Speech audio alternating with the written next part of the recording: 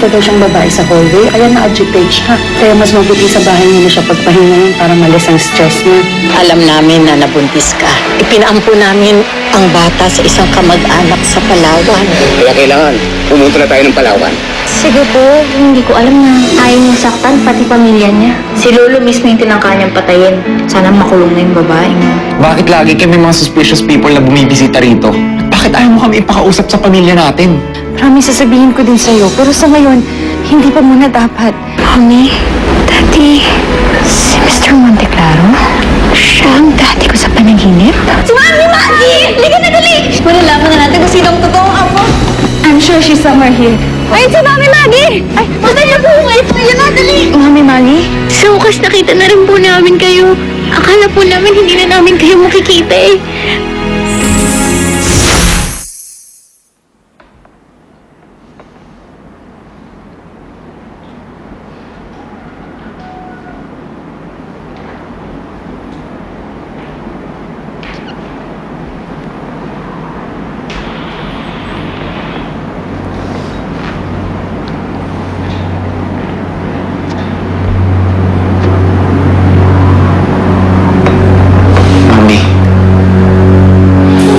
Aldrin, kung kukulitin mo lang ako, stop.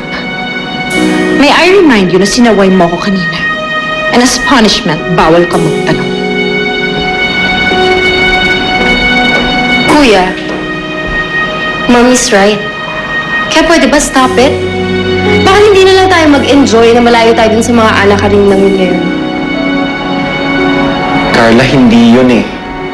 Ang iniisip ko, sina Lola, sina Lolo. Paano kung nag-aalala na sila sa atin? I'm sure wala silang pakialam. And in case you don't know, sinampal ni Lola si Mommy sa harapan ko. Siguro nga, masaya pa sila dun ngayon eh. Carla's right, Aldrin. Kaya huwag ka na mag-worry sa kanila. Dahil wala silang pakialam sa atin. So ano? Dito na lang tayo habang buhay? Magtatago na lang tayo? Aldrin! Aldrin, wait!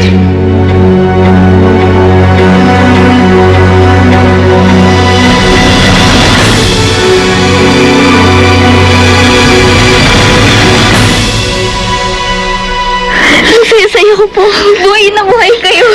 At pwedeng kayo ang nanay ko. Karen? Ana? Nina? Kaya yung mga batang nakita ko sa ampunan. Nagkita na po tayo dati? Oo. Nag-clown ako noon.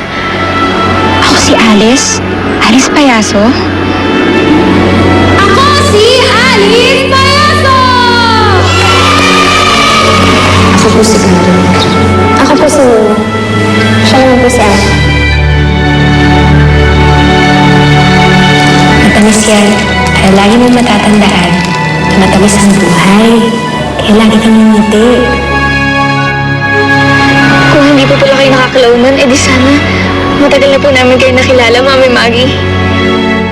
Aldrin, nagpunta ako rito para kausapin ng mami niyo. Wala naman akong choice eh. You found us. Carla, Aldrin, iwan niyo muna kami ng dati mo.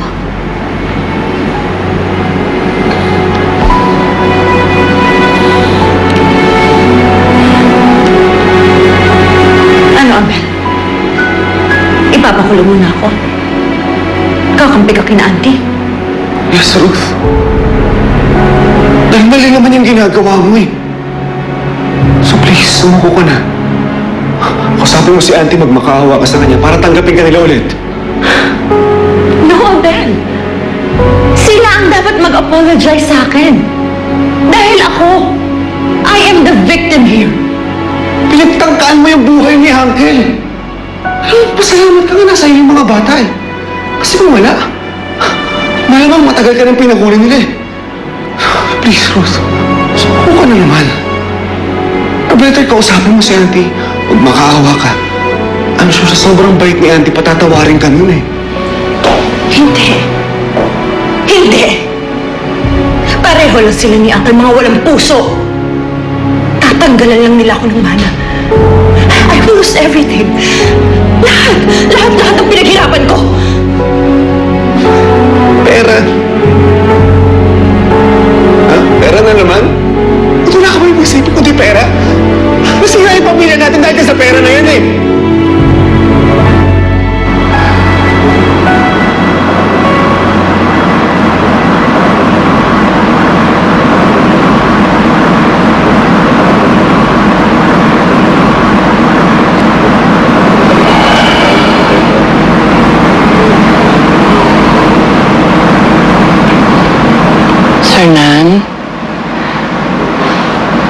Sir Nan, inuwi ka na namin dito sa bahay. Baka kasi kung anong gawin pa sa'yo ni Ruth, alam na namin ang lahat. Mabuti naman. Napapalagay na ako kahit paano.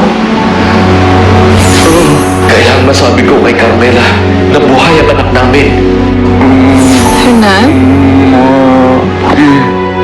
Diyos ko, tulungan niyo akong magsalita. Buhay.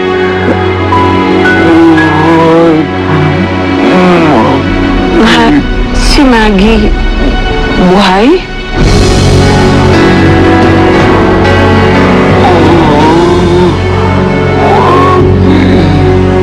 Si Maggie. Alam mo sabi ni Auntie, half of Monte Claro conglomerates dapat mapupunta sa'yo. Pero wala na, Ruth. Tapos na. So wala nang pupuntahan ko. Please, sumuko ka na. Mamamatay muna ako bago sumuko. Paano yung mga anak natin? Ha? Pati sila yung tagamay mo? Abel, ako ang nanay. Kaya kahit sa impyerno ko sila dalhin, wala akong magagawa. Ngayon, kung gusto mo pang makita buhay ang mga anak mo, wala kang sasabihin kina Auntie. At hindi pa kiusap yun, Abel. It's a command. Nababaliw ka na. Pati mga anak lang ipapahamak mo. No. Kasama ko sila. Kukunin ko sila. No, you can't do that. Mom! Dad, stop this! Narinig mo?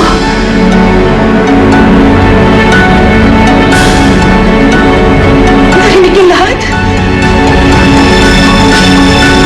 Bakit niyo ako tinatawag na Mami Maggie? Because you're Maggie. Ikaw ang mami ng isa sa amin. Hindi. Hindi ako si Maggie. Ako si Alice. Hindi po. Kayo po si Margarita Monteclaro. Kayo po yung anak ni Lolo Sernan tsaka ni Lola Carmela. Hindi eh. Ako talaga si Alice. Hindi ako si Maggie. Ang laki-laki po ng litrato mo sa bahay. Hindi ba kung pwede magkamali kayo talaga si Mami Maggie?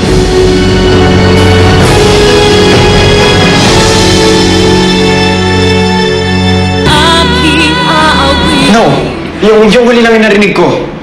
Nagsisigawan kayo eh. Bakit ba, Mami? Anong ginawa mo? Bakit ka nagsasorry? Andre, pinagbibintangan kasi ako ng lola niyo eh. Pero wala silang katibayan.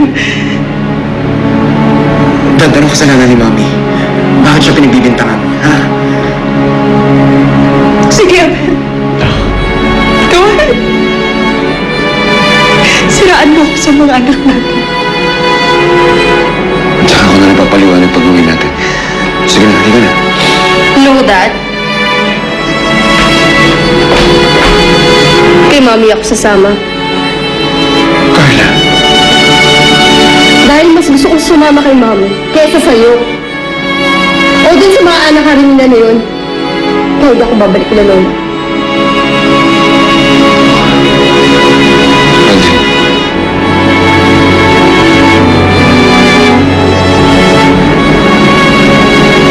sorry Dad, pero dito muna ako.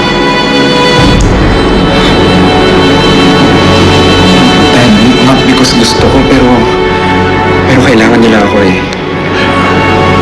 Sorry. What are you waiting for, Abel? Mukhang pinapaalis ka na ng mga anak.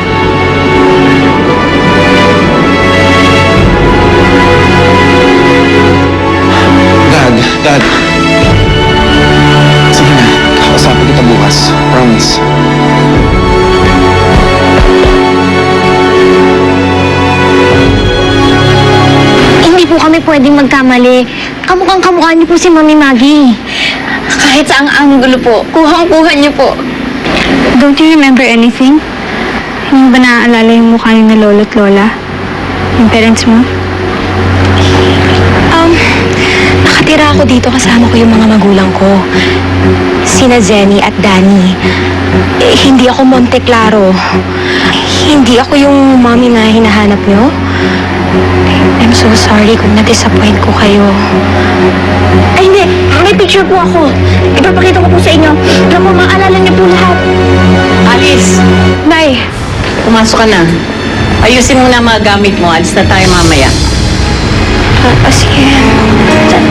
Sandali lang po. Teka lang po. Mga bata, hindi siya ang hinahanap ninyo. Anak ko si Alice. Kahit anong tanong ang gawin nyo, yun ang sasabihin niya. Kaya pakiusap, huwag nyo na kaming guluhin.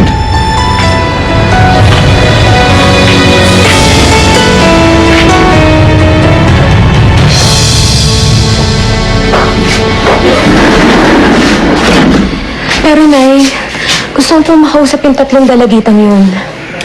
Huwag na. Sige na, ayusin mo na yung mga gamit mo. Pero yung 3 dalagita, bakit nila sinasabi na nanay nila ako? Bakit Maggie ang tawag nila sa akin? Alice. Alice ang pangalan mo, anak. At hindi Maggie. Baka naman kamukha mo lang yung nanay nila. Bakit mo pinoproblema mo ang ibang mga bata? Ang isipin mo, ang anak mo. Hindi ba gusto mong makita ang anak mo? Pupuntahan na natin siya. Kaya huwag mo nang guluhin ang isip mo sa mga batang yon. Ha? Sige na, ayusin mo na yung mga gamit mo. Balik na, anak.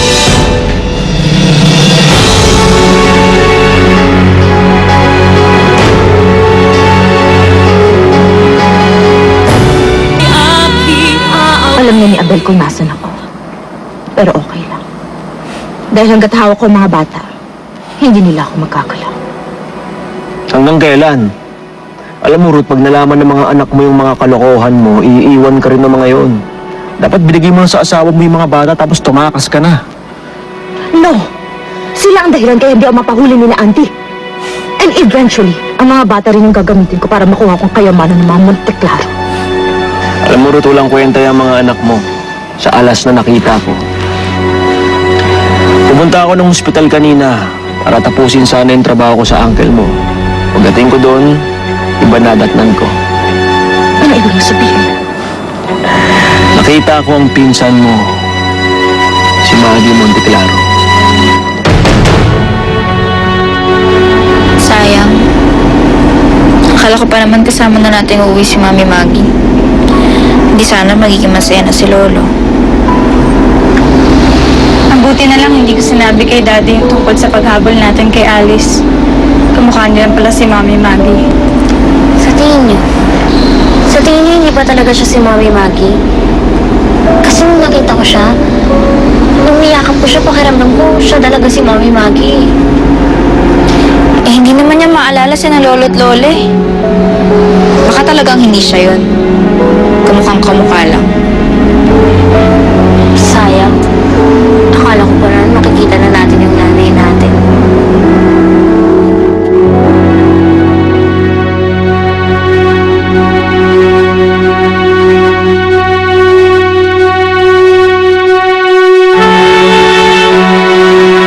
Ikaw ang mami na nasasabi.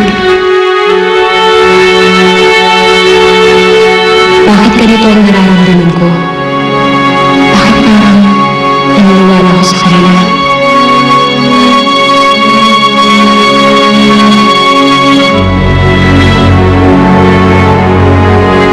Natatakot na talaga ako, Dani. Nakalapit na sila kay Alice. Siguradong bukas kukunin na nila ang anak ko.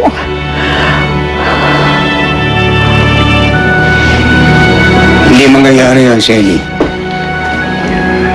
Pupunta tayo ng Palawan. Walang manggugulo sa atin doon. May tatago na natin ang pagkatao ni Alice. Pero hanggang kailan natin pwede itago? Siguradong makikita din nila tayo doon. Lalo na ngayon. Makita na nila si Alice. Sabihin na lang kaya natin ang totoo. Aminin na natin kay Alice na hindi natin siya anak.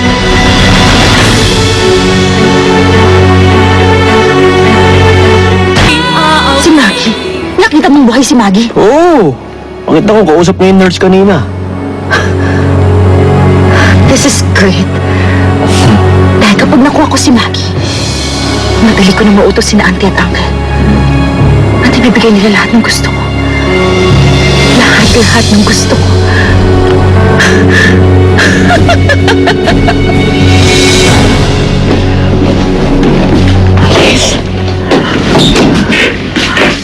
Hindi niyo ako anak, Nay?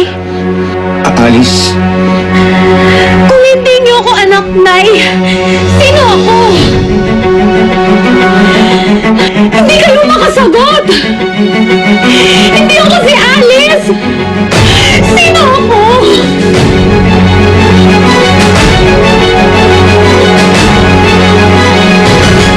Ano?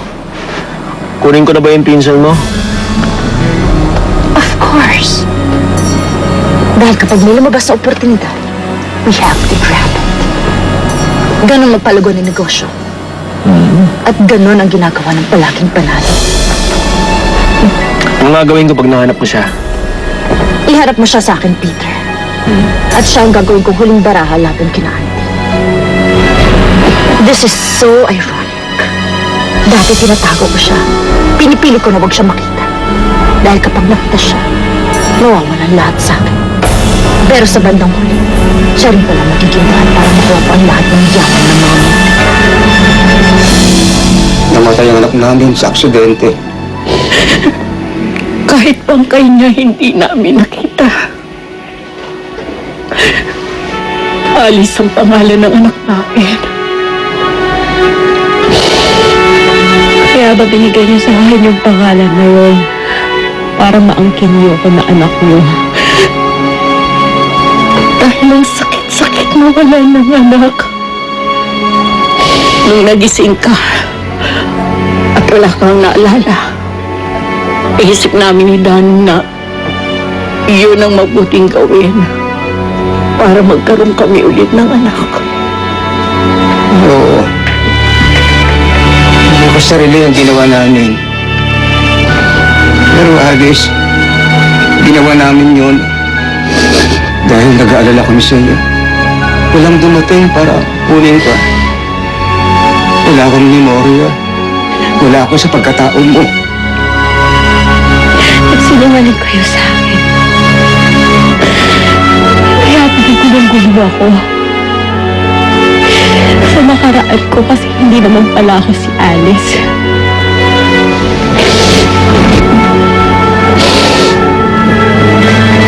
Buong buhay ko, puro po ako tanong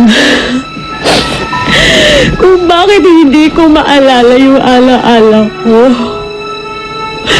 Wala akong maalala sa nakaraan ko.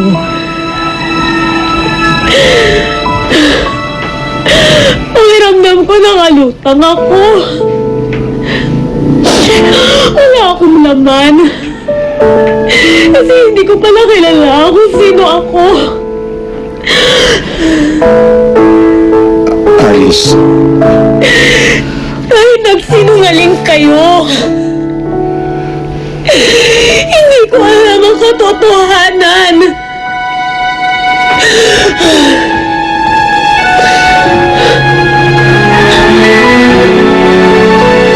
Ang anak ko,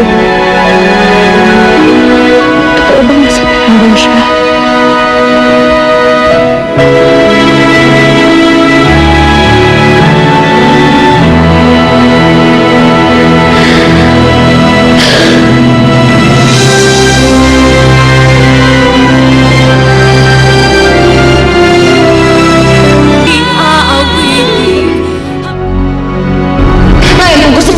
Buhay ang mga anak.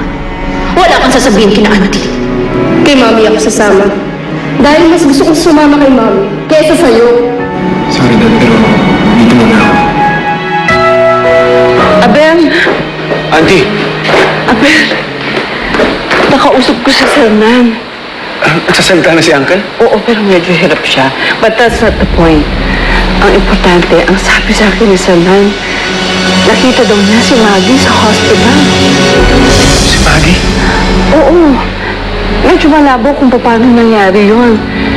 Pero nga importante, alam na natin na buhay si Maggie at posible natin makita na siya.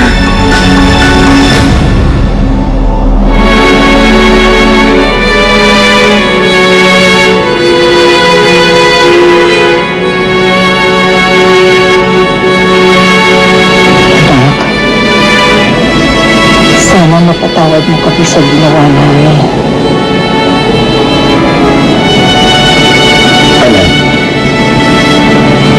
Alam ko nagsinungaling kami sa iyo.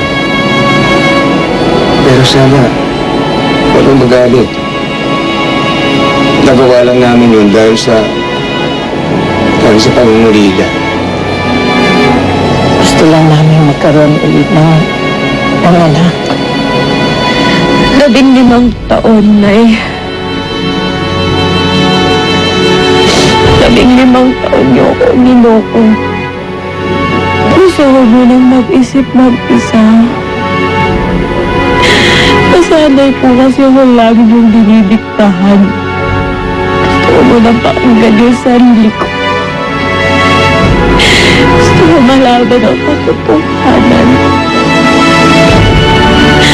Oo nga ba talaga si Maggie Monteklaro?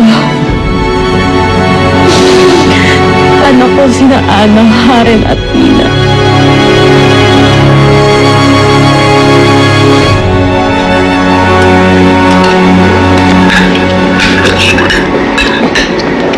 Alam niyo, kagabi bago ako matulog, iniisip ko yung yakap sa akin ni Alice.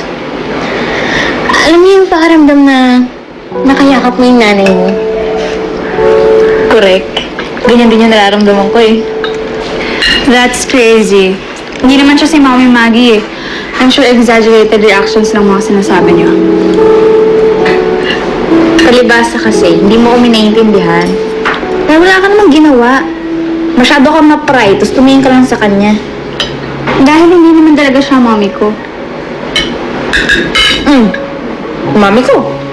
Pwedeng mami ni Ana. Pwede ba? Huwag ka mang angkin ng nanay. Hanggat wala pang napapatunayan kung sino sa atin yung tunay na apo, lahat tayo anak ni Mami Maggie. Whatever. Bilisan niyo na nga lang kumain, baka maliit pa tayo sa school. Morning, girls. Good morning po.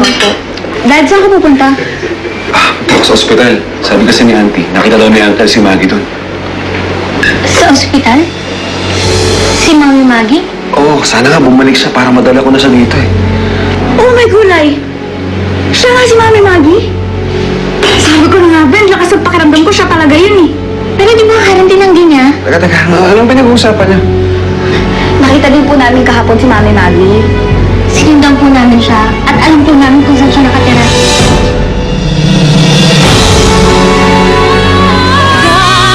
Sana pupuntahan na namin si Maggie. Makikita na natin ang anak natin ha. Inaasahan ko talagang darating kayo. Pero wala dito ngayon si Alice. Hinahanap niya kasi si Mr. Monteclaro. Bakit kailangan niya hanapin si Hernan? Bakit hindi na lang siya umuwi sa bahay namin? Meron kasing amnesia si Alice. Wala siyang naalala sa kanyang nakaraan. Haling Senny, may kumuha po kasi lalaki kay Alice. Ruth Monteclaro, kasama ko ng pinsang matagal mo nang hinahanap at may dapat kang malaman tungkol sa kanya. Well, I stayed dahil gusto kong malaman yung totoo. Mabalik ako sa mansyon, no? Buti walang mas nangyayari sa'yo. Bumalik ako rito para makibalita. Huwag mo lang puntahan ng nanay mo. Delikado, mamamatay tao siya. Ang kapal din naman talaga ng mukha mo, Ruth, para tawagan ako. Listen, you housewife. Gusto kong isalin niyo sa akin ang lahat. Lahat ng ari-arian ng mga Monteclaro. At bakit ko namang gagawin yon? Dahil nasa akin lang naman ang anak mo.